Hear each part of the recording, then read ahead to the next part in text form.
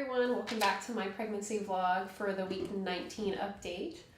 It's really hard to believe it's almost been half of a pregnancy, but it's just kind of flown by. So just a few more, like 6 more days and I'm halfway through. So by week 19, the little baby bean is the size of a zucchini, which I had earlier, but it got used. So I don't have a zucchini to show you. But that's about 6 inches long and they weigh about half a pound, which is crazy because at only halfway, they don't even weigh a pound and they're supposed to get to like 7 average by the time, but over the next 21 weeks. So it's crazy how much weight is put on the last half. The little one is also starting to sprout hairs apparently on their head. I guess it's probably at least peach fuzz since a lot of babies come out bald.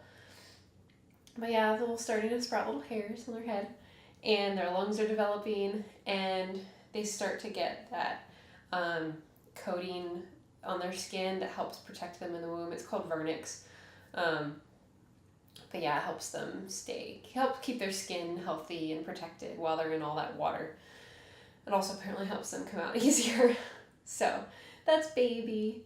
And on to mom for this last week. Not too many new symptoms, except I have had to go to the bathroom a lot more frequently. So that's been more just kind of inconvenient because it'll be like I went to the bathroom an hour ago. Actually, the other day I went to the bathroom before I left the house for an appointment, and by the time I got to the appointment, I felt like I had to go to the bathroom again, and that was maybe 20 minutes. So I think part of the reason is I have been trying to drink a lot more water.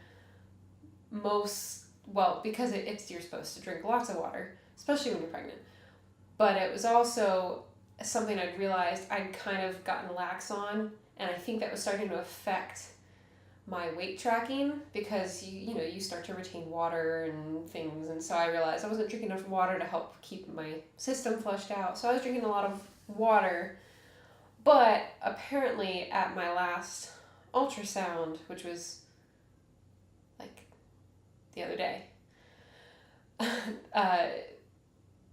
actually, I think that was today. In the last day or so, I had an ultrasound that showed the little baby is like practically sitting right above my bladder. So that would explain why all of the bathroom trips are happening. So other than that, everything else is kind of mostly the same.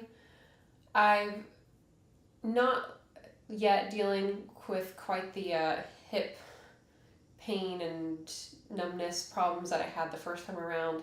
However, hip pain is a symptom that starts to crop up around now. So I guess we'll see how that goes. It's actually more when I lay on my left side, ironically, which is the side you're supposed to sleep on when you get to this stage in pregnancy. But my left side is where I tend to experience more problems with like numbness and not so much pain, really just numbness, which is just annoying and it feels weird. And nothing helps. I tried the pillow between the knees and it doesn't stop the numbness. But sleeping on my right side, surprisingly, I guess prevents a lot of that. Even if I don't use the pillow, sometimes I just don't feel like grabbing the pillow and getting it up in with me. So, but most of the time, I think they're pretty okay. So that's not bad. And appetite still increased. It's at its increased level, which is funny because I've said to a few people, family and friends, that recently made the comment that I'm always hungry. And they said, well, you should be. And of course, the popular phrase, you're eating for two, comes out, which is kind of true. I don't know if I've mentioned it before, but it's a very misleading concept because it makes us think we can eat twice as much, and we really shouldn't be eating twice as much. If you're pregnant or planning to be pregnant and you didn't already know that, please understand that pregnancy eating for two does not actually mean eating for two people, because the calorie needs of an adult and the calorie needs of a little, kiwi or zucchini or whatever size are very, very different. Because your body, amazingly enough, even if you were to eat horribly or not be able to eat enough, your body still nourishes the baby. Basically, you're the one that misses out on the nutrition, more so than the baby. However, that being said, you should still eat well. But yeah, don't take to heart the eating for two, because it's really not true. If you eat twice as much, you will gain way too much weight. And there's other problems associated with too much food, such as risk of gestational diabetes is a big one. And I'm not sure if it's linked to, what's the other one? Preeclampsia. I'm not sure if it's specifically linked to that. But high blood pressure and problems with arteries and stuff is, there's links to associations with bad diets. So eating for two, no, it's not. But I do allow myself some extra snacks now and then. I mean snacks, just because it's to remind myself that, I do need a little bit of extra. So that is starting to kind of I'm starting to be able to kind of work that into my goals of eating healthy, which I'm getting better at. It's also helping. I feel like it's easier for me to adjust my exercise routine than it is to restrict my eating, which is what I've done. I've actually added, just this week, some walks in our neighborhood in the morning with my little 18-month-old, because it's actually been really nice, surprisingly nice and overcast and not really warm. So I've been adding some walks in, which helps me feel more active and feel like I'm using those extra calories better. And although my muscles are a little annoyed at me for adding an activity that they're not used to, but they'll get over it after a couple days. So that's nice. Feeling okay about that. And I read that apparently exercise is supposed to help prevent stretch marks. I hadn't really ever heard that before, but apparently since stretch marks are something that can start to show around this time, depends. It's something it's a big deal, because no woman likes the stretch marks. And of course there's always creams and oils and all these things.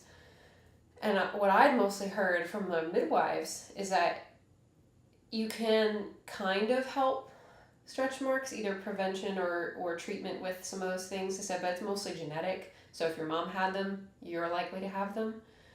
I didn't have them with Eleanor, but I don't know, my 18-month-old, but I don't know if I got far enough along really to the point where I would have gotten them. I don't know. We'll see.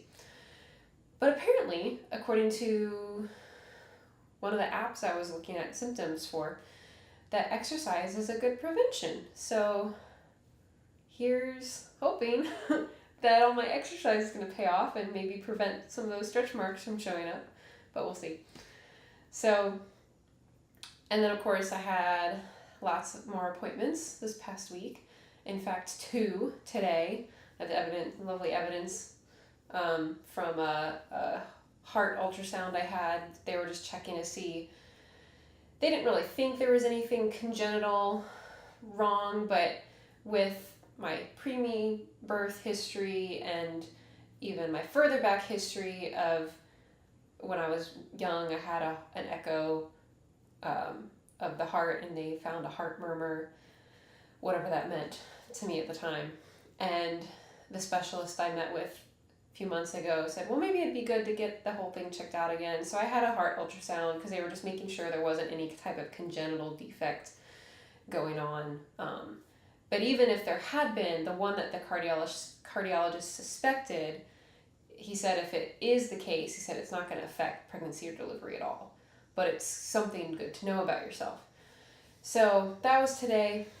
I'll find out the official results sometime. But the lady who did the ultrasound said she didn't see anything, at least not what they were looking for. So that seems good. I also had another cervical length check ultrasound along with my McKenna shot this morning, and that was all good. And in fact, because I'm far enough along now, when we're doing the actual ultrasound, the girl said, "Oh, hey, there's baby's little rear end is right there. Do you want to find out the gender?" It's like, I don't know, because I'm not supposed to have that. I wasn't supposed to find out for another 2 weeks, and my husband was supposed to be with me, and he wasn't there, and I wasn't not in any position to call him. And I was like, I don't know. And she was like, well, I could just put it in an envelope for you.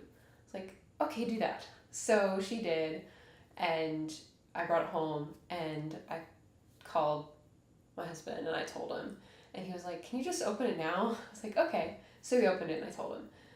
But you guys don't get to find out. Not yet.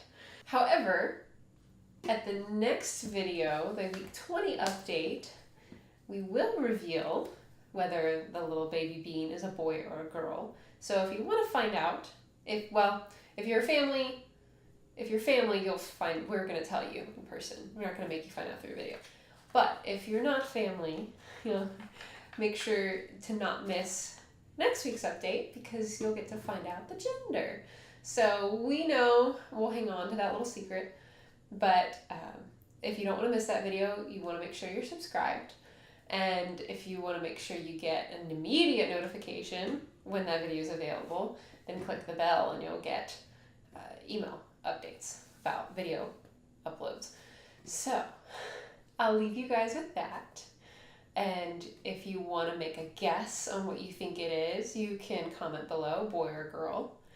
But yeah, you'll all find out next week. So I look forward to making that video, because that'll be exciting, and giving updates for the halfway mark in my pregnancy.